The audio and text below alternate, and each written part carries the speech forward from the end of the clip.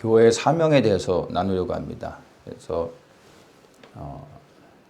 그리스도 군대로서의 교회가 어떠한 것인지 보면서 이 그리스도를 도와 하나님의 뜻을 이루는 이 군대의 사명, 그러한 교회의 모습을 한번 나누도록 하겠습니다. 창세기부터 먼저 언급하면 좋겠는데, 창세기 12장에 보면 아브라함을 하나님께서 부르시는 장면이 나옵니다. 이 말씀을 통해서 아브라함을 부르신 목적을 우리가 발견하게 되는데, 1절부터 3절을 보면 너는 너의 본토 친척 아비 집을 떠나 내가 내게 지시할 땅으로 가라. 내가 너로 큰 민족을 이루고 내게 복을 주어 내 이름을 창대케 하리니 너는 복의 근원이 될지라. 너를 축복하는 자에게는 내가 복을 내리고 너를 저주하는 자에게는 내가 저주하리니 땅의 모든 족속이 너를 인하여 복을 얻을 것이니라. 여기서 우리가 중요하게 이제 세 가지를 봐야 됩니다. 내가 내게 지시할 땅으로 가라. 그리고 2절에 너는 복의 근원이 될지라. 그리고 3절에 땅의 모든 족속이 너를 인하여 복을 얻을 것이다. 이 부분을 말하고 있습니다. 이 안에 이제 단순히 아브라함을 향해서 말씀하시는 것이 아니라 이스라엘 향해 하는 말씀이시오. 또한 이 말씀을 통해 교회에 주시는 말씀을 또 발견할 수가 있습니다. 내게 지시하는 땅으로 가라 이렇게 말씀하시고 너는 복의 근원이 되라 말씀하십니다. 아브라함이 복의 근원이 되기 위해서는 하나님이 지시한 땅으로 가야 되는 겁니다. 그 땅에 가야 복의 근원이 될 수 있는 겁니다. 땅과 연관되어지는 거죠. 복의 근원이 되라 말씀하셨는데, 이 복의 근원이라는 건 아브라함이 복의 근원이 되는 건 이스라엘의 복의 근원이라고 말할 수 있죠. 아브라함이 이스라엘의 복의 근원이 되는 것으로 우리가 이해할 수도 있는데, 좀 더 크게는 이 이스라엘이 복의 근원이 되어져서 온 열방의 축복이 된다는 말씀으로 우리가 크게 좀 더 크게 이해를 할 수가 있습니다. 3절을 통해서 그것을 알게 되죠. 아브라함이 이스라엘의 복의 근원이 되어지면 3절에 이스라엘로 인하여서 땅의 모든 족속이 복을 얻을 것이다. 이 말씀을 하고 있는 겁니다. 그러니까 아브라함이 아니라 사실은 아브라함을 통해 세우신 이스라엘이라는 민족을 봐야 되는데, 이 민족이 복의 근원이 되게 하시는 이유는 온 땅이 복을 얻게 하기 위한 거라고 우리가 분명하게 이해를 할 수 있습니다. 그러면 이 말씀 안에서 이스라엘을 통한 열방의 축복을 주시는, 열방을 회복하시는 하나님의 계획들, 그것을 약속하시는 것을 발견하게 됩니다. 그리고 이스라엘이 열방의 복이 되어 온 세상이 하나님께 돌아올 때 하나님의 영광이 드러나게 되는 것을 이 말씀 안에서 우리가 발견합니다. 그리고 이 말씀을 우리가 제대로 깨닫게 되어지면 이스라엘이 땅에 돌아가 그리고 복의 근원이 되는 것이 우리에게 얼마나 큰 축복인지를 우리가 알 수가 있습니다. 그러면 우리가 복을 받기 위해서라도 우리가 이스라엘 위해서 기도할 수 있게 되는 거고, 이 이스라엘의 회복 그리고 하나님 주신 이 이스라엘 향한 하나님의 약속이 성취되어질 수 있도록 교회가 도와야 된다는 것을 우리가 발견할 수도 있게 됩니다. 그러면서 4절에 보면 아브라함이 여호와의 말씀을 쫓아갔다 이렇게 말을 하죠. 하나님의 말씀을 따라갑니다. 아브라함은 하나님의 말씀을 따라가죠. 그리고 예수님의 제자들은 예수님을 따라갑니다. 그러면 예수님의 제자들이 통해서 세워진 교회는 어떠해야 되겠습니까? 교회도 마땅히 예수님을 따라가야 되죠. 구체적으로 여호와의 말씀을 아브라함이 따라갔다 하는 것처럼 제자들도 예수님의 말씀을 따라가죠. 우리 교회도 마땅히 예수님의 말씀을 따라가야 되는 겁니다. 근데 교회가 따라가야 될 예수님의 말씀이 무엇일까요? 당연히 예수님께서 전하셨던 복음이죠. 그 복음의 핵심이 무엇입니까? 회개하라, 하나님 나라가 가까이 왔느니라. 예수님이 전하셨던 복음, 하나님 나라의 복음입니다. 우리가 따라가야 될 예수님의 말씀, 다른 것이 아니라 바로 그분이 전하셨던 하나님 나라의 복음, 이것을 따라가는 겁니다. 누가복음 43장에 보면 예수께서 이르시되 내가 다른 동네에서도 하나님의 나라 복음을 전하여야 하리니 나는 이 일로 보내심을 입었노라 하시고 이렇게 말씀하시죠. 하나님 나라의 복음을 전하기 위해서 이 땅에 오셨다. 나는 이 일을 위해 보냄을 받았다. 분명히 말씀하시며 그분이 전하셨던 말씀은 다른 게 아닙니다. 오직 하나님 나라의 복음만을 전했습니다. 제자들도 이 하나님 나라의 복음만을 전했습니다. 그래서 교회도 마땅히 예수님이 전하신 이 하나님 나라의 복음을 전하는 것이 너무나 중요합니다. 그래서 교회는 예수님께서 전하셨던 이 하나님 나라의 복음을 전하고 그리고 그 하나님의 나라가 이 땅에 이루어질 수 있도록 섬기고 또 수고해야 되는 것입니다. 그런데 이것이 어떻게 이루어지냐면 그리스도의 재림을 통해서 이루어지는데 그 그리스도의 재림을 위해 교회가 그의 오실 길을 예비해야 된다는 겁니다. 이 부분은 조금 더 이따가 더 이야기하도록 하겠습니다. 그래서 우리는 이스라엘을 통해서 이제 계속 그리스도의 군대의 모습을 발견할 수가 있고 또 우리가 그것들을 발견하면서 교회가 이스라엘을 본으로 삼아야 됩니다. 이스라엘과 교회의 사명이 조금도 다르지 않습니다. 사명의 부분에서는 동일합니다. 이 땅에 하나님 나라를 세우는 겁니다. 그래서 하나님의 영광을 드러내는 게 이스라엘의 사명이요 또 교회의 사명입니다. 다만 다른 게 있다면 이스라엘과 교회가 역할이 다른 겁니다. 그 역할만 다르지 본질적인 부르심과 사명은 동일합니다. 결론은 하나님의 영광입니다. 이스라엘은 메시아인 그리스도를 알지 못할 뿐이고 교회는 메시아 그리스도를 통해서 하나님의 영광을 드러내는 겁니다. 우리가 이 땅에 임하게 될 하나님의 나라를 소망하지만 그 나라를 다스리시는 분은 그리스도입니다. 그러나 그분이 다스리신 하나님의 나라는 하나님의 왕권을 가지고 와서 다스리는 겁니다. 그래서 그리스도가 다스리는 하나님의 나라는 하나님의 영광을 드러내는 겁니다. 그래서 우리가 그리스도를 도와 이 땅에 하나님 나라를 세우는 것은 곧 하나님을 영화롭게 하는 것이고 이스라엘의 사명과 본질적으로 동일하다고 말할 수 있습니다. 그래서 이 창세기 12장에서 아브라함을 부르신 이 장면 안에서 사실은 교회의 그 본질적인 부르심 그리고 그의 역할도 이 안에서 우리가 발견하게 됩니다. 그리고 이제 창세기 15장에 보면 13절에서 하나님께서 아브라함에게 이스라엘 민족에 대한 예언을 하십니다. 너는 정령이 알라 내 자손이 이방에서 계게 되어 그들을 섬기겠고 그들은 400년 동안 내 자손을 괴롭게 하리니 그 섬기는 나라를 내가 징치할지며 그 후에 내 자손이 큰 재물을 이끌고 나오리라. 너는 장수하다가 평안히 조상에게로 돌아가 장사될 것이요 내 자손은 4대 만에 이 땅으로 돌아오리니 이는 아므리 족속의 지약이 아직 간영치 아니함이니라. 이 말씀을 곰곰이 생각하면 굉장히 의미 있는 말씀입니다. 하나님께서 아브라함에게 장차 이스라엘 민족에 대한 예언의 말씀을 하고 계십니다.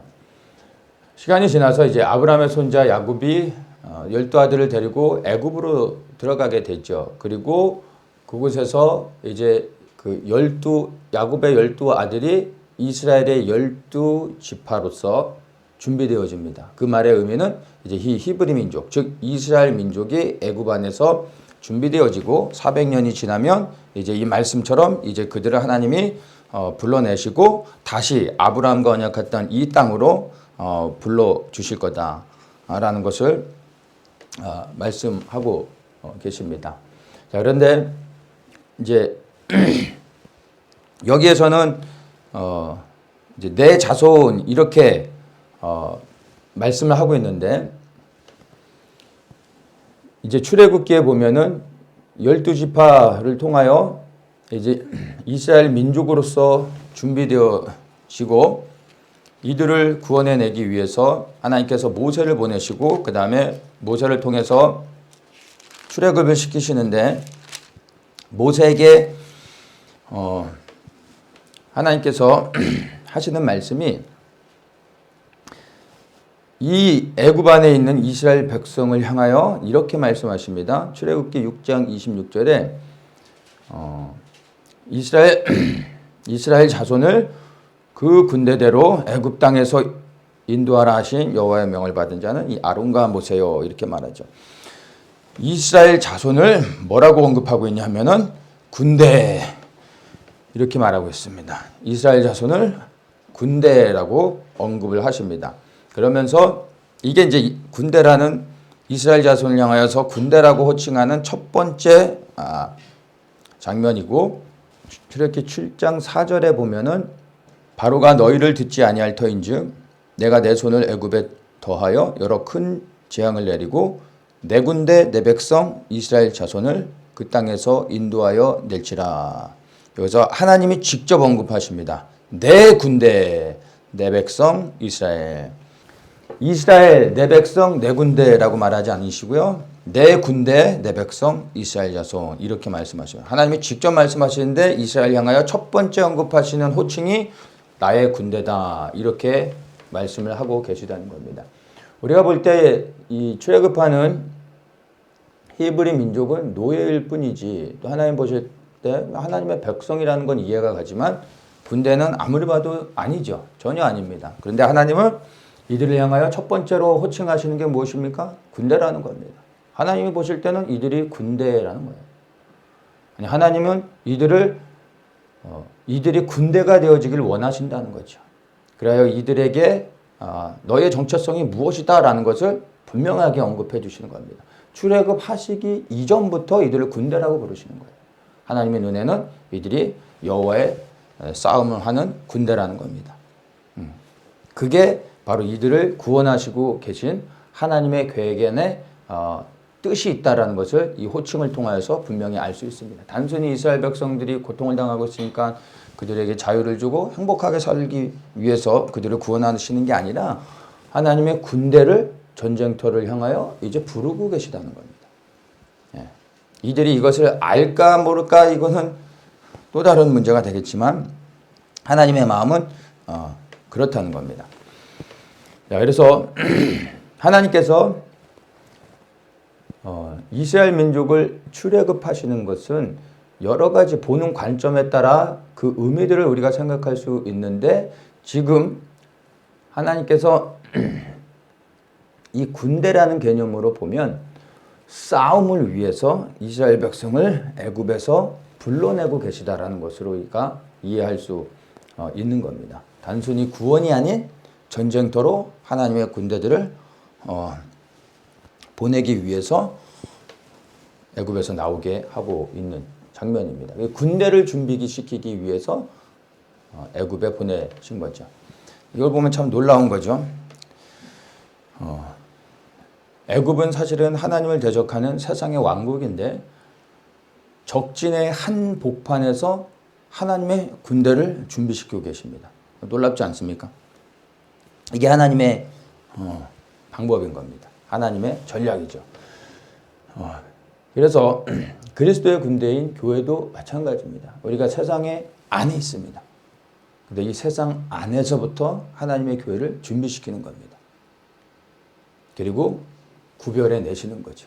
세상에 속해 있는 것이 아니라 세상으로부터 불러내어져서 이제 하나님의 군대로 세우시는 게 교회를 향한 하나님의 뜻임을 우리가 이제 발견할 수가 있습니다. 그래서 우리 한 사람 한 사람뿐만이 아니라 하나님께서 이 땅에 교회를 세우시는데 이 교회를 세상 가운데서 구별하여서 세우시는 이유도 이스라엘을 이렇게 세우고 군대라 칭하신 것과 같이 단순히 구원을 위해서가 아니라 하나님의 싸움을 위해서 이 땅에서 하나님의 군대들을 교회를 통하여 이렇게 불러내고 모으고 계시다는 것으로 우리가 깨달아 이해를 해야 되는 겁니다. 이렇게 이제 하나님의 군대로 부름을 받은 이스라엘이 이제 광야를 지나서 가데스 바네아에서 이제 가나안 정복을 눈앞에 두고 있습니다. 그리고 이제 그 땅을 정복하기 전에 12명의 정탐꾼을 보내는 사건이 있습니다. 그리고 이 사건이 계기가 되어져서 이스라엘이 생각지 못한 하나님의 심판을 받고 정복에 실패하게 되는 거죠. 싸워보지도 못하고 가나안 정복에 실패하게 됩니다. 이유는 너무나 우리가 잘 알고 있죠. 군사로 준비되지 못했던 거예요. 우리가 잘 알아야 되는 게 하나님께서 정탐을 보내지 않으셨습니다. 정탐을 보내는 건 하나님의 계획이 아니라 사람의 계획이었습니다. 다만 하나님이 그들이 원해서 허락을 해줬습니다. 근데 그 결과가 아름다운 열매를 맺지 못하게 됐죠. 정탐을 하고 봤더니 도대체 자기들이 이렇게 봐도 저렇게 봐도 승산이 없는 싸움이었어요. 그들은 거인이고 그 견고한 성을 그들이 결국 무너뜨릴 수 없었던 겁니다. 그래서 모세를 원망하고 하나님을 원망하죠. 우리를 죽이려고 어디까지 데리고 나왔냐. 그러면서 하지 말아야 될 얘기들을 했죠.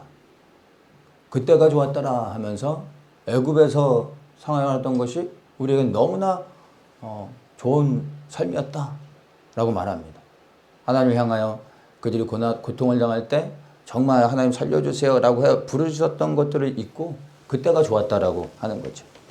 그것을 보셨던 하나님의 마음이 어떻겠습니까? 그래서 하나님께서 애굽에서 출애굽했던 모든 1세대 어른들을 다 광야에서 죽게 하십니다. 그들을 심판하시죠.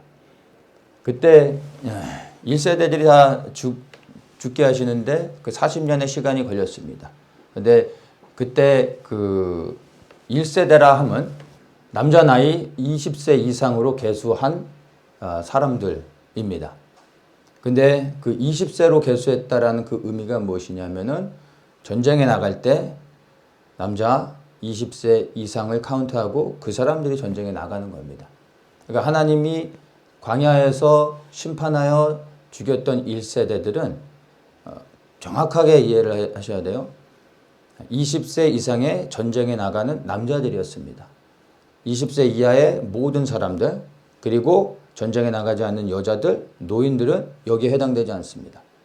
그래서 광야 40년의 시간을 통해 하나님 심판하여 광야에서 하나님의 약속을 받았지만 결국에는 가나안 땅에 들어가지 못하고 죽음을 당한 모든 사람들은 군인들이 죽었다고 이해를 하시면 됩니다. 여자들과 그리고 어린아이들은 해당 사항이 없습니다. 왜냐하면 그들은 군인이 아니기 때문에 그들은 하나님을 심판하실 이유가 없는 겁니다. 분명히 하나님께서 이들을 군사로 부르셨는데 군사의 사명이 무엇입니까? 싸우는 거예요. 근데 군인이 싸우기를 싫어하고 두려워하고 도망가려고 하잖아요. 그럼 총살이잖아요. 전쟁의 현장에서는. 그래서 이들이 심판을 받았다는 겁니다. 하나님이 이스라엘을 심판하신 게 아니라 군대를 심판하신 겁니다. 우리 이것을 기억해야 됩니다. 하나님의 군대가 하나님의 싸움을 싸우지 않으면 하나님 반드시 심판하십니다. 그건 세상의 어떤 군대도 동일하죠.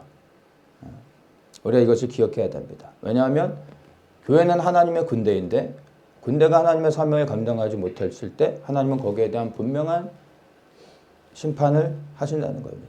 그래서 이 교회에 대한 심판이 무서운 겁니다.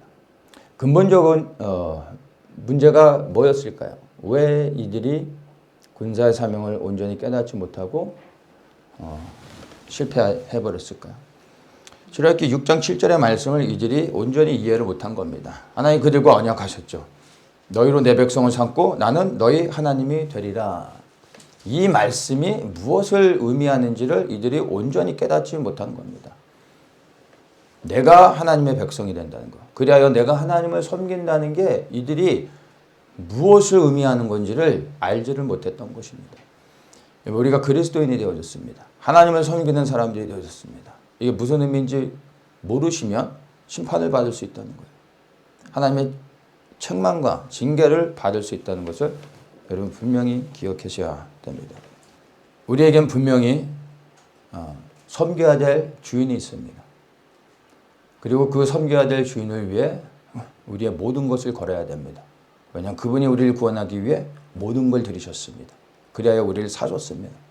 이제 우리는 그분을 위해 모든 걸 들여서 섬겨야 되는 겁니다. 이게 우리를 하나님의 백성으로 삼으신 언약입니다. 이 언약 안에 있기를 원한다면 우리 또한 이 언약 안에서 우리가 행해야 될 일들을 해야 되는 겁니다.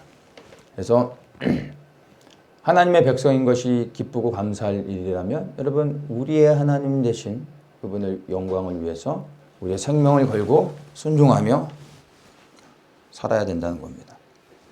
만약 우리도 히브리인들처럼 다시 애굽을 그리워하며 우리가 살던 예수 그리스도를 만나기 전에 그 세상을 그리워하며 애굽으로 돌아가려 한다면 돌아갈 수 있습니다. 그러나 그 끝은 분명히 말씀드립니다. 사망일 겁니다. 잠시 이 땅에서 낙을 누릴 수 있을지 모르겠지만 영원한 불못에 들어가 고통당하며 살아가게 될 거라는 겁니다. 기억하십시오. 우리는 애굽이라는 세상에서부터 구원함을 받았습니다. 다시 돌아가면 죽는 겁니다. 돌아갈 수도 없습니다. 돌아간다는 것은 내가 세상을 사랑하는 겁니다. 다시 돌아간다는 것은 하나님이 아닌 세상을 사랑하는 것. 그것이 영적인 음란함이죠. 세상을 사랑하는 자는 그리스도의 군대가 될 자격이 전혀 없죠. 심판을 받는 겁니다. 이게 오늘날 교회가 두려움으로 받아야 될 주님의 말씀입니다. 구약을 통해서도 분명히 우리에게 하시는 말씀들을 우리가 두려움으로 받아야 됩니다.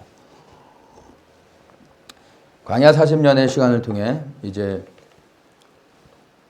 전쟁을 포기했던 1세대들을 끝나고 새로운 하나님의 싸움을 싸울 수 있는 군대들을 준비시키십니다.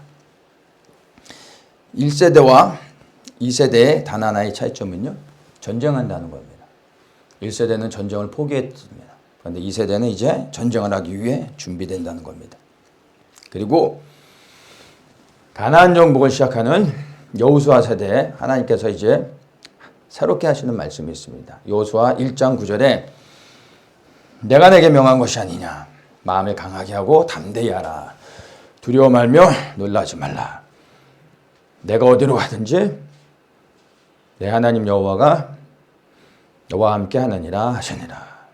왜 이 말씀을 하시는지 우리가 군인의 심정으로 전쟁에 나가기 직전의 모습을 상상하면 이해가 될 수 있는 겁니다. 마태복음 28장 18절에 예수님께서 제자들을 향하여 저 지상 대명령을 선포하시죠.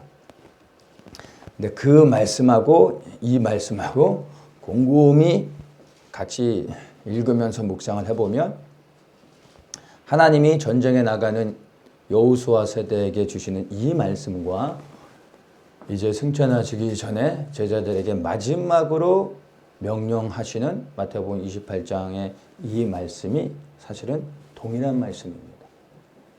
같은 의미를 이해할 수 있습니다.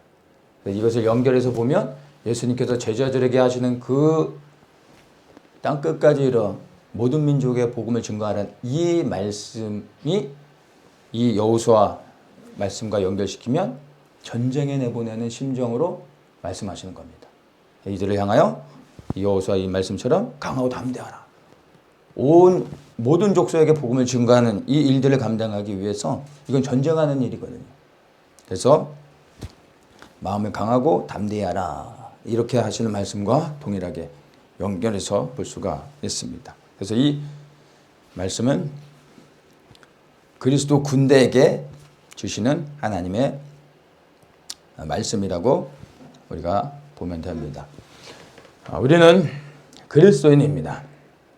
그리스도인이라면 그리스도를 따르는 사람들입니다. 근데 우리가 하나님께 속하지 않은 사탄에게 속한 이 세상에서 그리스도를 따른다라는 것은요, 결코 쉽지 않습니다. 휘바람을 불면서 갈 수 있는 게 아닙니다. 생명을 걸어야 되는 겁니다. 전쟁하는 겁니다. 우리는 분명히 그것을 기억을 해야 됩니다. 지금까지도 우리가 예수님을 따른다고 하면서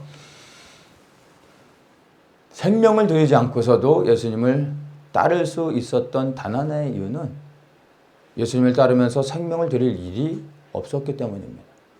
그저 등록카드에 사인 한번 하고 주일에 한번 나오면 되는 거 아닙니까? 뭐 여기에 생명 거는 사람이 어디 있습니까?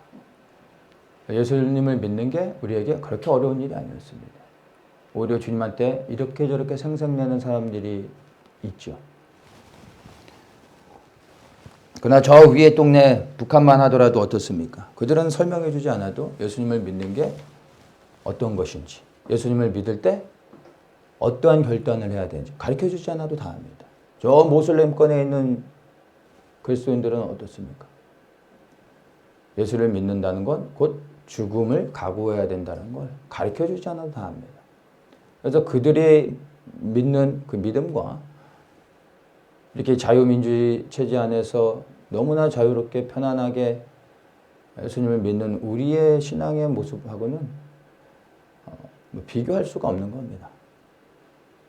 그래서 우리는 이것을 기억해야 됩니다. 예수님을 믿을 때 원래 처음부터 생명을 걸어야 됩니다. 예수님 믿을 때 생명을 거셨습니까? 처음 믿을 때 생명을 걸지 않았어도 그럴 수도 있어요. 그런데 이제 중요한 건 지금 여러분이 예수님을 생명 걸고 믿고 따라가고 계시냐 이겁니다. 앞으로 우리가 살아갈 세대는 생명을 걸지 않으면 따라갈 수 없는 그러한 날이 오고 있는 겁니다. 그러한 시대로 들어가고 있습니다. 어느 날 그런 일이 우리에게 닥칠 때 우리가 그리스도를 부인할 수 있다는 겁니다. 지금 준비되어져야 됩니다. 지금 결단해야 되는 겁니다. 그렇지 않으면 어느 날 갑자기 내가 그리스도를 부인할 수 있습니다. 그게 나의 사건이 될 수 있는 겁니다. 생명을 거십시오. 그분이 나를 구원하셨습니다. 나의 생명을 이제 구원하신 나의 그 생명을 가지고 이제 나의 주인 되신 그리스도를 섬겨야 되는 겁니다. 그렇게 할 때 혹 주님이 날 죽음의 현장 가운데서 그냥 두실 수도 있습니다. 예수님의 제자들처럼. 그러나 우리가 분명히 알아야 되는 것은 우리는 죽을 수 있지만 우리의 육은 죽을 수 있습니다. 그러나 우리의 영은 그리스도 안에서 부활한다는 겁니다. 우리의 영과 혼과 육이 온전한 부활을 힘입어 그리스도 안에서 영원토록 살게 될 것을 믿기에 혹 그분이 우리를 구원하지 아니하실지라도 혹 고난과 핍박의 현장 가운데서 우리를 지켜주지 않을지라도 그분을 향하여 조금도 원망하거나 그리고 두려워하지 않을 수 있는 이유는 우리 안에 있는 그리스도의 부활의 생명, 영원한 그 생명이 있기 때문에 우리가 담대히 주의 부르심을 향해 나갈 수 있는 겁니다. 생명을 들여 생명을 구원하셨습니다. 그리스도 안에 있는 영원한 생명을 얻기 위해선 우리도 마땅히 생명을 드려야 되는 겁니다. 그래야 우리가 영원한 생명을 얻을 수 있다는 걸 기억하십시오. 그리스도를 위해 생명을 드리는 게 무엇입니까? 예수님 사랑합니다 하고 옥상에서 뛰어내리는 게 생명을 드리는 겁니까? 그분을 위해 사는 겁니다. 생명 걸고 사는 겁니다. 믿음을 지키는 겁니다. 그 믿음을 지키기 위해 모든 것을 거는 겁니다. 이제 우리에게 그런 것을 요구할 때가 다가오고 있습니다. 왜냐하면 주님의 재림이 가까이 왔기 때문입니다. 기억하십시오. 그리스도를 위해 생명을 거는 건 죽는 것이 아니라 진정 사는 일이라는 것. 살기 위해 그리스도를 섬기고 목숨을 걸고 생명 들여 나간다는 것을 기억하시기 바랍니다. 이스라엘의 사명이 가나안을 정복하고 지키는 것이었다면 교회의 사명은요, 복음을 전파하고 그리고 주의 오실 길을 예비하는 것입니다. 그래서 그리스도 군대로서의 교회의 사명을 말할 때 가장 중요한 게 사실은 하나님 나라입니다. 늘 강조하는 거죠. 예수님께서 전하셨던 것이 하나님 나라였습니다. 그리고 제자들과 사도 바울이 전했던 복음도 다른 게 아닙니다. 늘 하나님 나라의 복음만을 전했습니다. 이 하나님 나라의 복음이 무엇입니까? 우리는 복음하면 예수 그리스도의 십자가가 전부입니다. 대부분 예수 그리스도의 십자가 조금 더 나가면 부활이지 않습니까? 근데 하나님 나라의 복음은요, 예수 그리스도의 죽으심, 그 죽으심에 우리의 죄사함, 구원이 있죠. 근데 부활이 있습니다. 부활은 무엇입니까? 그분이 우리의 주인이 되셨다는 걸 말해주는 거예요. 우리 섬길 주인이 있다는 겁니다. 그분을 위해 생명을 드려야 된다는 거죠. 그리고 그분의 승천과 다시 오심이 있습니다. 다시 오심은 뭐냐? 그리스도의 재림. 우리의 왕이 다시 오신다는 겁니다.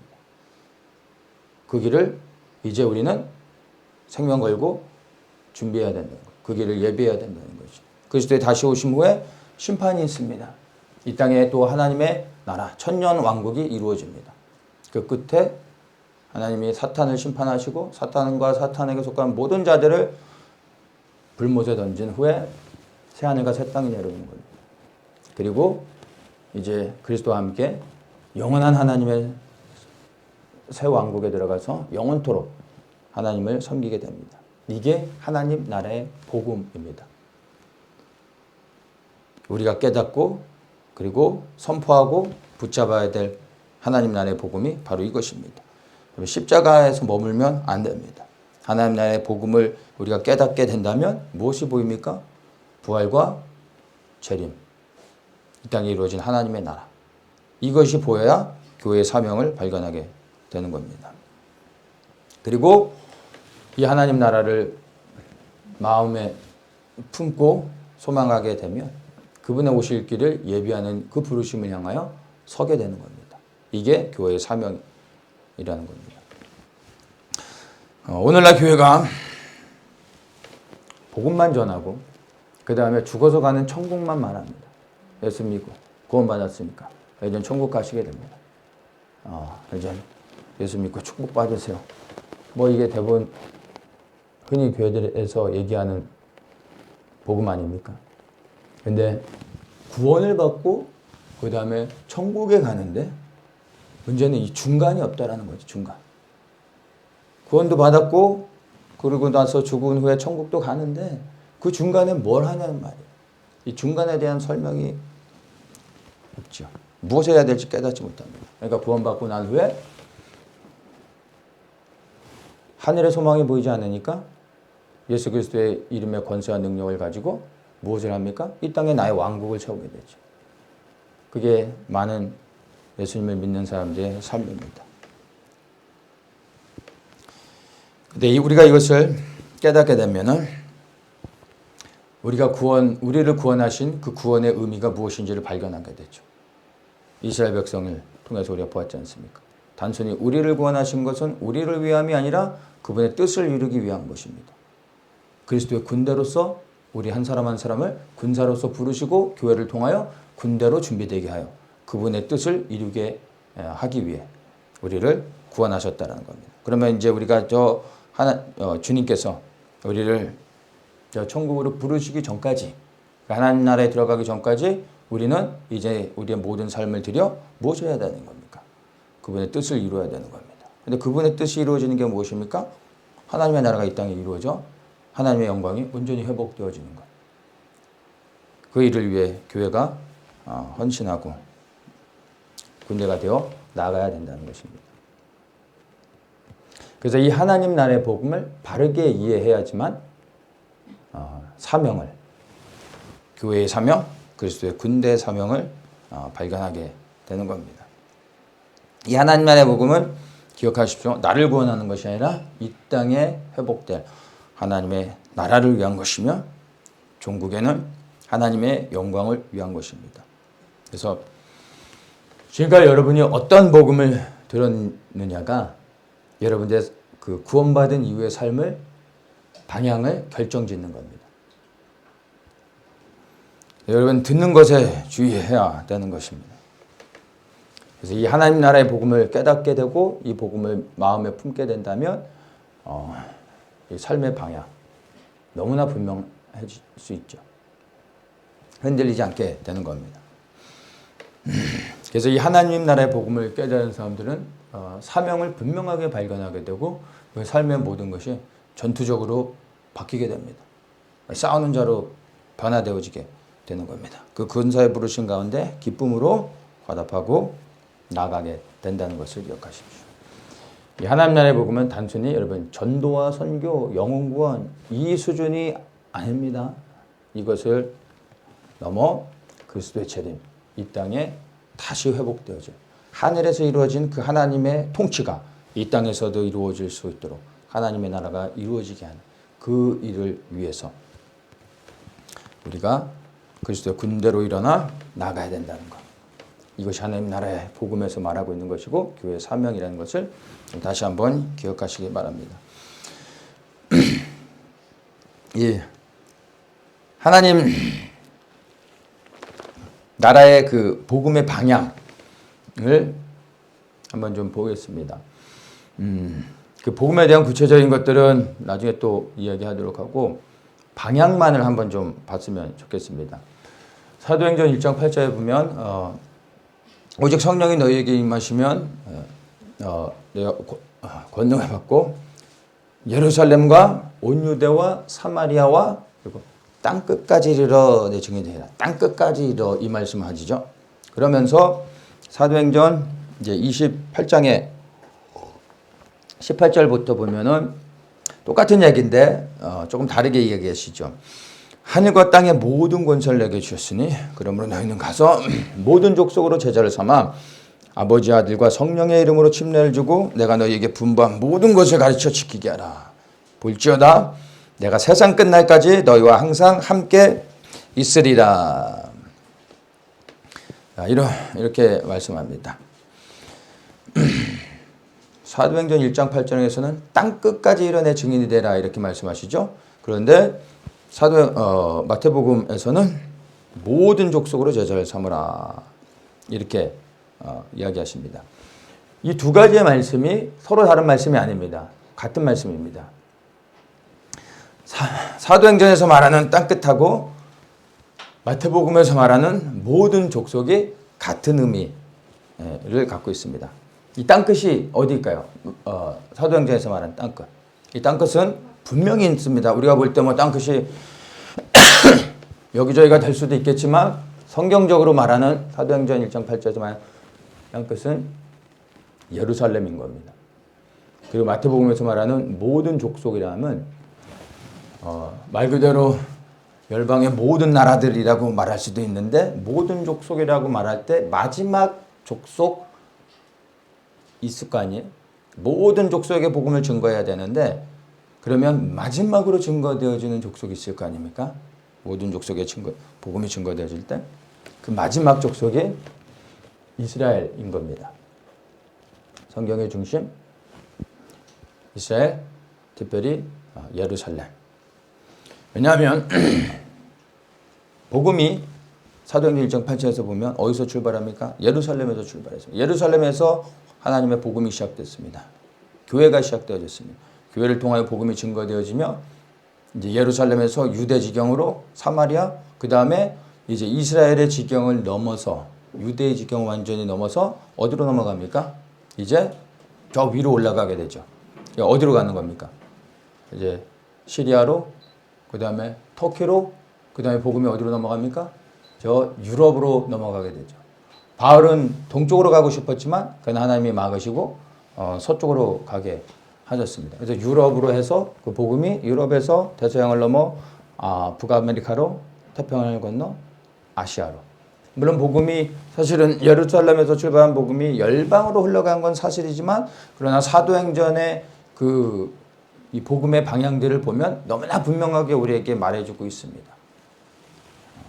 예루살렘에서 보면은 저 서쪽이 되어지는 거죠. 유럽으로 해서 복음이 넘어가서 이제 어디 쪽으로 옵니까? 저 아시아로 해서 태평양을 건너 아시아, 아시아의 시작이 대한민국 아닙니까? 대한민국에서 이제 아시아 대륙으로 올라 중국을 지나 저 모슬렘권을 지나 예루살렘으로 방향이 지금 이렇게 흘러가고 있습니다. 복음이 시작되어진 곳 예루살렘입니다. 그리고 그 복음이 마지막으로 땅 끝으로 가는 곳이 도착하는 곳이 예루살렘이 되는 겁니다. 모든 족속의 복음이 증거되어지는 그 끝이 바로 예루살렘이 되어지는 겁니다. 24장 14절 이 천국 복음이 모든 민족에게 증거되기 위하여 온 세상에 전파되리니 그제야 끝이 오리라. 끝이 온다고 얘기하잖아요. 근데 그 끝이 오기 위해서는 온 세상에 전파되어야 된다고 하잖아요. 근데 그 온 세상이 중구난방으로 아무데로나 흘러가는 게 아니라 그 끝이 있는데 그 끝의 민족이 예루살렘, 이스라엘, 예루살렘이라는 겁니다. 그렇게 되면은 이제 끝이 오는 겁니다. 그래서 이 복음의 방향을 보면 서쪽으로 해서 이제 동쪽으로 오는 거죠. 이스라엘에서 볼 때는 복음이 예루살렘에 출발해서 서쪽으로 갔지만 이제 복음이 어디서 다시 예루살렘으로 돌아옵니까? 동쪽에서 오고 있다는 것을 이 복음의 방향을 보면은 우리가 분명하게 이해를 할 수 있습니다. 그러면서 에스겔 37장에 보면은 이제 이스라엘의 회복에 대해서 말하는데 우리는 37장 하면은 마른 뼈의 환상 해가지고 이스라엘이 이제 생명을 가진 생명으로 그 사람이 회복되어지는 환상을 이제 봅니다. 그리고 이 환상이 너무나 이제 그 큰 의미를 갖고 있기 때문에 에스겔 37장이 이게 전부인 걸로 생각하는데 사실 이 환상의 끝은 마른 뼈들이 붙어서 살이 붙고 그리고 생기가 들어가 사람으로 살아나는 것에서 끝나지 않고 그 다음에 연결되는 게 뭐냐면은 남유다와 북이스라엘이 연합하여 하나가 되어지는 거예요. 그게 에스겔 37장에서 말하고 있는 겁니다. 그래서 이스라엘의 온전한 회복은 생기가 들어가 생명이 되어지는 것이 끝이 아니라 그 생명을 가진 자가 남유다와 북이스라엘이 하나 되어져서 온전히 회복되어지는 게 이게 이스라엘의 회복이라는 것을 에스겔 37장에서 보게 됩니다. 그리고 나서 이스라엘이 온전히 회복되고 났더니 이제 그 다음에 38장부터 보면은 고개 전쟁이 있습니다. 이 고개 전쟁을 통해서 이스라엘이 승리를 하게 됩니다. 그리고 이 고개 전쟁에서 승리하고 난 다음에 이제 성전의 회복의 역사가 있게 됩니다. 성전이 회복되어지는데 이제 그 에스겔 43장에 보면 하나님의 영광이 동편에서부터 오는데 이제 동문을 지나 성소 안으로 들어가게 되면서 하나님의 영광이 성전에 가득 채워진다라고 말해주고 있습니다. 그리고 나서 47장에 가보면 이제 성전에 하나님의 영광이 가득해 채워지고 난 후에 문지방에서부터 성전 문지방에서부터 물이 흘러내리는데 그 물이 이스라엘의 온 모든 곳을 살립니다. 그래서 지금의 저 사해 바다, 죽어있는 바다라고 말하고 그리고 지금은 물도 다 말라서 고기를 잡을 수도 없는 그런 이제 죽어있는 땅인데 이제 그 엔게디에서 에네글라임까지 다시 물로 채워지며 이스라엘이 회복되어질 것을 약속해 주고 있습니다. 이 생명이 하나님의 땅을 살리는 생명의 역사, 물이 흘러가게 되죠. 근데 그것을 이제 보면은 계시록 22장에서도 비슷한 얘기를 합니다. 이 22장은 이미 보면 21장에서 새하늘과 새 땅이 내려오는 겁니다. 온전한 회복이 되어지고 난 후에 이제 계속 22장을 말하는데 또 저가 수정같이 맑은 생명수의 강을 내게 보이니 하나님과 및 어린 양의 보좌로부터 나서 길 가운데로 흐르더라. 강 좌우에 생명나무가 있어 12가지 실과를 맺히되 달마다 그 실과를 맺히고 그 나무 잎사귀들은 만국을 소성하기 위하여 있더라. 만국을 소성한다. 이렇게 말하죠. 근데 중요한 게 뭐예요? 생명수의 강이 흘러가게 된다는 겁니다. 이 계시록 22장의 말씀과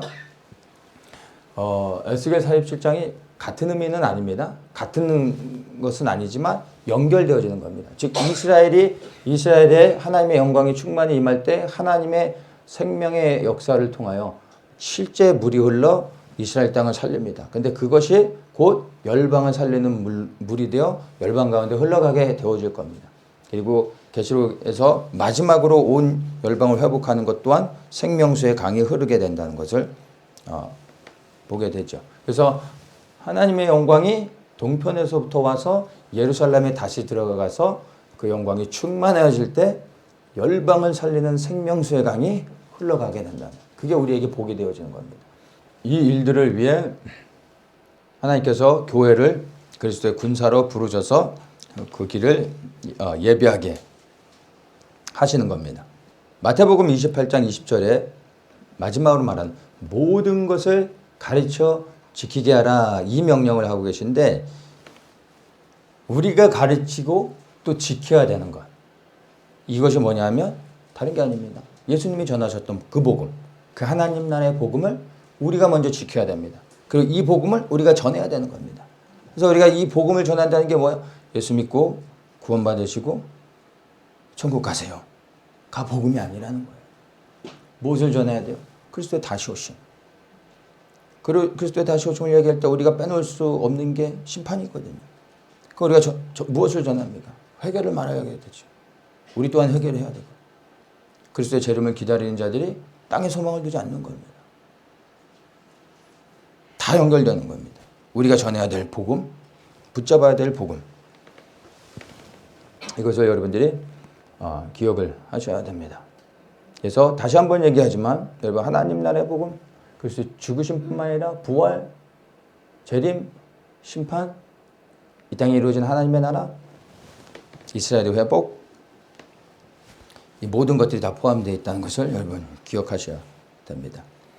그래서 이 하나님 나라의 복음을 처음에 이스라엘이 전했습니다. 유대인들이 전했던 복음이에요. 근데 이들이 이 복음을 놓쳐버렸습니다. 그러니까 이제 우리가 가르치고 전파해야 될 복음이 하나님 나라의 복음인데 이 복음을 가지고 유대인들에게 가서 무엇을 전해야 되는 거예요? 메시아의 다시 오심을 전해야 되는 겁니다. 그들이 기다리고 있는 그 메시아가 예수 그리스도임을 전해야 되는 것이죠. 그래서 이 복음을 마지막으로 하나님 나라의 복음을 마지막으로 들어야 될 민족이 바로 이스라엘이다라는 것을 기억하십시오. 그래서 이 하나님 나라의 복음을 가지고 예루살렘을 향하여 나아가는 것이 하나님의 예수님이 말하는 하나님의 영광이고 교회를 향한 예수님의 명령인 겁니다. 다 같은 말씀으로 우리가 이해를 할 수 있게 되는 겁니다. 그래서 하나님 나라의 본질, 예수 그리스도, 메시아, 그리고 하나님의 영광. 그래서 이 하나님 나라의 복음과 방향을 우리가 분명히 이해하게 되면 그리스도의 군대의 사명, 교회가 무엇을 해야 되는지 발견할 수 있게 됩니다. 그렇다면 그리스도의 군대로서 구체적인 사명만 잠깐 좀 보겠습니다. 이사야 19장 23절에 보면 그날의 애굽에서 아수르로 통하는 대로가 있어 아수르 사람은 애굽으로 가겠고 애굽 사람은 아수르로 갈 것이며 애굽 사람이 아수르 사람과 함께 경배하리라. 그날의 이스라엘이 애굽과 아수르로 더불어 셋이 세계 중에 복이 되리니 이는 만군의 여호와께서 복을 주어 가라사대 나의 백성 애굽이여 나의 손으로 지은 아수르여 나의 산업 이스라엘이여 복이 있을지어다. 이스라엘을 위하여 애굽과 아수르를 축복합니다. 여기서는 구체적으로 말하고 있지는 않지만 이 장면을 통해서 우리가 생각하는 게 뭐냐면 애굽에서부터 이제 아수르까지 통하는 길이 열려진다고 말했어요. 이 길이 왕의 대로입니다. 지금의 이제 팔레스타인 지역에 그 이스라엘의 세 개의 큰 대로가 있어요. 이스라엘 해안 쪽에 해안도로라고 말하고 이스라엘 내륙에 족장대로라고 있습니다. 그리고 요단강을 건너 요르단 지역에 왕의 대로라고 있습니다. 이 왕의 대로는 고대 시대부터 있었던 실제 큰 길입니다. 그래서 지금도 킹스 하이웨이 해가지고 고대의 그 길들이 있는데 이 길을 장악하는 자가 그 중동 패권을 장악하는 겁니다. 그래서 알렉산더가 그 중동 지역을 장악할 때도 이 길을 다녔던 겁니다. 애굽이 아시리아를 치러 오고 그리고 저 바벨론과 전쟁할 때도 이 왕의 대로를 지나가는 겁니다. 그래서 항상 이 왕의 대로를 점령하는 사람들이 중동을 장악하고 그것을 넘어 저 유럽까지 넘어가거나 아시아적으로도 더 진출할 수 있었던 겁니다. 그래서 여기가 왕의 대로라고 하는데 여기서 지금 이사야 19장에서 얘기하고 있는 게 바로 이 길입니다. 그러면 이게 왜 중요하냐면 자, 이스라엘 밑에 이집트가 있는데 이집트가 열린다는 것, 그래서 이스라엘과 연합한다라는 것은요, 이집트 밑에가 아프리카 대륙이 있습니다. 이집트를 지나야 아프리카 대륙으로 넘어갈 수 있습니다. 그 다음에 지금 아수르는 시리아인데 이 시리아란 말하면 이제 그 시리아 위쪽에 옛날에 그 아수르가 그 터키 지역까지 다 장악을 하고 있었는데 시리아와 터키가 있죠. 근데 이 터키 지역 위에가 어디로 넘어갑니까? 유럽으로 향하는데 불가리아와 지금 연결되어 있습니다. 그래서 이 그 아수르가 열린다라는 것은 이스라엘 북쪽에 이제 유럽으로 넘어갈 수 있는 길까지 연결되는 겁니다. 그러면 왕의 대로가 이제 애굽부터 해서 아수르까지 열린다라는 것은 이집트가 열림으로 아프리카 대륙이 연결되고 그리고 아수르가 열려서 유럽까지 연결되어지는 겁니다. 그리고 이 요르단 지역에 그 왕의 대로가 이렇게 연결되어 있기 때문에 동쪽으로 중동 지역, 이제 아시아까지 그 길이 쭉 연결되어지는 거죠. 그래서 왕의 대로가 열려진다라는 것은 예루살렘이 이제 중심이 되어져 가지고 온 열방으로 길이 열린다라는 겁니다. 그러면 이제 메시아께서 예루살렘에 다시 오셔서 온 열방의 왕이 되어지실 때 열방의 모든 민족들이 다시 예루살렘으로 와서 메시아인 예수 그리스도를 예배하는, 경배하는 그런 일들이 있게 됩니다. 이게 스가랴 14장에서도 말하고 있는 것인데, 이게 실제가 되어지기 위해서는 이 왕의 대로가 열려져야 되는 겁니다. 이사야 40장 이제 말씀과 연결해서 보면, 이사야 40장 1절에서 이제 하나님이 이렇게 선포하십니다. 너희는 위로하라, 내 백성을 위로하라. 하나님이 하시는 말씀이요. 내 백성을 위로하라, 이 말씀이에요. 그러면 여기서 내 백성이라는 것은 이스라엘을 두고 말씀하시는 건데, 그러면 너희는 위로하라, 내 백성을 위로하라 할 때 그 너희는 이스라엘이 아니라는 거죠. 그럼 이스라엘이 아니면 누구겠습니까? 교회라고 보면 되는 겁니다. 우리예요. 그리스도인이죠. 교회라고 말하는 겁니다. 교회를 향하여 말씀하고 있는 거예요. 너희는 위로하라, 내 백성을 위로하라. 이게 교회가 해야 될 사명이라는 겁니다. 하나님의 백성을 위로하기 위해, 그들에게 하나님 나라의 복음을 증거하기 위해, 그들이 기다리고 있는 메시아가 누구인지를 알려주고 그들이 이제 준비되어질 수 있도록, 그들이 왕의 대로를 열어낼 수 있도록 교회가 사명을 감당해야 된다는 겁니다. 그리고 너희는 정다이 예루살렘에 말하여 그것에게 외쳐 구하라. 그 복역의 때가 지났고 그 죄악의 사함을 입었다. 모든 죄를 인하여 여호와의 손에서 배나 받았느니라. 그러면서 3절에 외치는 자의 소리여. 이 외치는 자의 소리는 누굽니까? 교회를 향하여 말하는 겁니다. 너희들이 외쳐야 된다. 선포해야 된다. 무엇을요? 하나님 나라의 복음을, 메시아의 다시 오심을 너희들이 전해야 된다. 너희는 광야에서 여호와의 길을 예비하라. 사막에서 우리 하나님의 대로를 평탄케 하라. 이 일을 우리가 해야 된다는 게 아니라 이거를 이스라엘에게 너희가 외쳐라. 이 말이에요. 너희는 할 때 3절에서 너희는 이스라엘을 얘기하는 겁니다. 이스라엘아, 너희가 광야에서 여호와의 길을 예비해야 된다. 사막에서 우리 하나님의 대로를 평탄케 해야 된다. 골짜기마다 도두어지며 산마다 작은 산마다 낮아지며 고르지 않은 곳이 평탄케 되며 험한 곳이 평지가 될 것이라. 여호와의 영광이 나타나고 모든 육체가 그것을 함께 보리라. 이렇게 말하고 있어요. 이것을 선포하라는 거예요. 그들에게 외치라는 것이죠. 교회가 이것을 얘기해 줘야 된다는 거예요.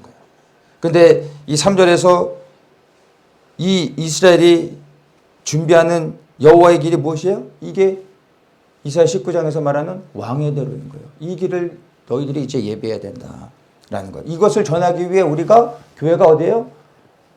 동쪽에서부터 이제 예루살렘을 향하여 가고 있다는 겁니다. 그래서 정말 이 마지막 시대를 깨달은 많은 사람들과 또 이런 그 복음을 전하는 선교단체들이 초점을 어디에다 맞추고 있습니까? 1040 윈도우라고 하잖아요, 흔히. 근데 그 1040 윈도우가 어디예요? 예루살렘을 향하는 방향인 겁니다. 동쪽에서 예루살렘을 향하고 있는 겁니다. 그 1040 윈도우를 지나면 예루살렘인 거예요. 네? 이 모든 것들이 다 연결되어지는 겁니다. 그래서 이스라엘이 예비해야 되는 여호와의 길이 바로 이사야 19장의 왕의 대로고,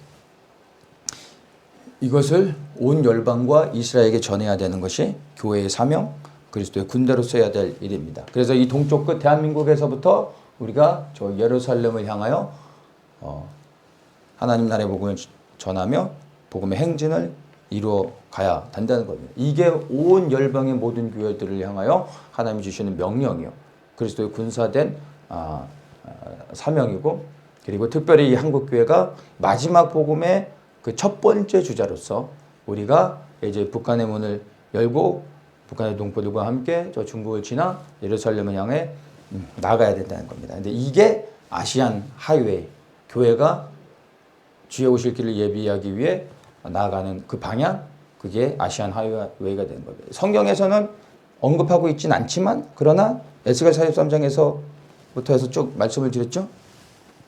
이 동쪽에서부터 하나님의 영광이 예루살렘을 향하는 것이 바로 아시안 하이웨이입니다. 놀랍게 우리나라의 1번 그 도로가 부산에서부터 시작돼가지고 저 서울을 지나서 북한으로 해서 그 아시안 하이웨이라고 써져 있는데 그 굉장히 예언적으로 써져 있는 거예요. 부산, 대전, 그다음에 뭐 서울, 그다음에 무슨 개성, 평양에 썼나? 개성, 하여튼 북한의 도시를 언급하고 그다음에 베이징 이러면서 그 실질적으로 그 길을 지금 연결해 놨어요. 북한이 열리면 이제 1번 도로가 북한을 지나가고 중국을 지나가며 실크로드를 지나서 중동까지 지금 그 길을 준비하고 있습니다. 근데 이게 정말 예언적으로 하나님이 예비케 하시는 거죠. 그래서 우리 교회가 준비한 왕의 대로를 예비한다고 할 때 우리의 구체적인 그 부르심은 바로 아시안 하이웨이, 그게 주의 오실 길을 예비하는 것이고, 이 아시안 하이웨이가 열려지는 게 왕의 대로와 사실은 왕의 대로 한 부분으로서 같이 연결되어진다고 보면 되는 겁니다. 이스라엘이 왕의 대로를 열어낼 때 교회는 아시안 하이웨이를 열어내서 이제 예루살렘 중심으로 온 열방으로 하나님의 영광이 흘러가고 온 열방이 예루살렘에 메시아를 예배할 수 있도록 오는 그것들을 이제 우리가 준비하는 것입니다. 그래서 그리스도를 통하여 왕의 대로가 열릴 때 예루살렘이 온 열방의 중심이 되어질 겁니다. 그리고 천년왕국 때 말씀드린 것처럼 열방에서 매년 초막절에 메시아를 예배하기 위해서 오게 됩니다. 네, 이 일들을 위해 우리가 실질적으로 이제 이스라엘이 왕의 대로를 준비하고 교회는 아시안 하이웨이를 뚫어내며 나아가야 된다는 것입니다. 그렇다면 이제 마지막으로 그리스도의 군대된 교회를 향하여 우리에게 주시는 그 말씀이 요구하고 있는 것이 무엇인지만 보겠습니다. 디모데후서 2장 3절 4절을 보면 내가 그리스도 예수의 좋은 군사로 나와 함께 고난을 받을지니 군사로 다니는 자는 자기 생활에 얽매이는 자가 하나도 없나니 이는 군사로 모집한 자를 기쁘게 하려 함이라. 이렇게 말합니다. 이 말씀은 바울이 그의 제자 디모데에게 마지막으로 그에게 유언하는 당부입니다. 그런데 이 말씀은 사실 그리스도께서 교회에게 주시는 당부와 동일합니다. 교회를 향하여 주님께서 이렇게 말씀하시는 겁니다. 그리스도 예수의 좋은 군사로 나와 함께 고난을 받자. 그리스도께서 교회를 위해 고난 받으셨습니다. 그러면서 그 고난에 우리를 초청하고 있는 겁니다. 군사로 다니는 자는 자기 생활에 매이지 아니한다. 왜냐하면 부르신 자를 기쁘게 하기 위해서라는 겁니다. 이 말씀을 굳이 설명하지 않아도 여러분들 잘 이해하실 겁니다. 우리는 그리스도의 좋은 군사로 일어나야 됩니다. 그게 교회를 향한 주님의 부르심입니다. 그런데 이 좋은 군사가 되기 위해선 여러분 필수가 무엇입니까? 고난을 받아야 된다는 겁니다. 그리스도께서 고난을 받으신 것처럼 우리도 고난을 받아야 되는 것입니다. 늘 고난을 이야기하고 있는데 여러분은 이 고난을 받는다는 것이 여러분의 삶에 믿음의 삶 속에서 정말 실제가 되어지는지, 그리고 그리스도가 고난받는 것을 준비하고 그것을 기쁨으로 여기고 있는지 스스로를 한번 돌아보십시오. 군인이 된다는 것, 그래야 전쟁터에서 싸운다는 것은 고난받는 일 아닙니까? 군인이 전쟁터에 나가서 싸우는데 너무 위험하다고, 죽을 것 같다고 이러면은 한 대 맞아야 되잖아요. 군인이 나가서 싸우는데 죽을 걸 각오해야 싸우는 거 아닙니까? 근데 우리 안에 원망과 불평이 있고 우리 안에 두려움이 있다면 여러분 군사의 자격에서 탈락하는 겁니다. 하나님은 교회를, 이 마지막 시대의 교회를 군사로 부르고 있는 겁니다. 이 군사의 사명 가운데 일어나야 됩니다. 그리스도와 함께 고난받는 것을 감사히 여겨야 돼요. 영광스럽게 여겨야 되는 겁니다. 그리스도를 위하여 싸울 수 있는, 나를 불러주셨다는 거예요. 얼마나 영광스럽습니까? 감사함으로 여겨야 되는 겁니다. 그리고 군인은 자기의 삶에 매이지 않습니다. 내가 기분이 좀 그렇다고 오늘은 난 좀 쉬겠습니다. 이게 됩니까? 나의 컨디션과 상관없이, 나의 상태와 상관없이 명령에 따라 순종해야 되는 겁니다. 왜요? 그게 군인이죠. 부르신 자를 기쁘게 하기 위하여. 나라를 지키기 위해서. 설명하지 않아도 알지 않습니까? 근데 이게 우리에게 요구하고 있는 겁니다. 나는 그리스도를 위하여 고난받기에 준비되어진 자인가? 기꺼이 그렇게 나의 삶을 드리고 있는가? 그리고 정말 주님의 영광을 위해서 이제 나의 삶에 매이지 아니하며 하나님의 영광을 위하여 그렇게 맞춰져서 드려지고 있는가? 여러분 한번 돌아보십시오. 우리는 그리스도가 머리 되신 교회 안에 지체들로서 모여 있는데 이 교회를 주님께서 그리스도의 군대로서 보고 계시며 우리에게 요구하고 계신 것들을 생각할 때 이제 우리가 어떠한 부르심 가운데 어느 방향을 향하여 우리가 무엇을 해야 될지 너무나 분명하게 발견하게 됩니다. 기억하십시오. 좋은 군사는 부르신 자를 기쁘게 하기 위하여 자기의 삶에 매이지 않습니다. 그리스도의 영광을 위하여 모든 것을 드립니다. 이를 위해 고난받고 나의 생명을 드려야 되는 것입니다. 이 마지막 디모데후서에서 바울이 그의 제자에게 하고 있는 이 부르심의 이 당부가 그리스도께서 교회인 우리를 향하여서 말씀하고 있는 것임을 기억하면서 두려운 마음으로 이 말씀에 결단하고 우리를 향하여 명령하고 계신 그 방향을 향하여 흔들림 없이 나아갈 수 있는 모든 분들 되시기 예수님의 이름으로 축복합니다.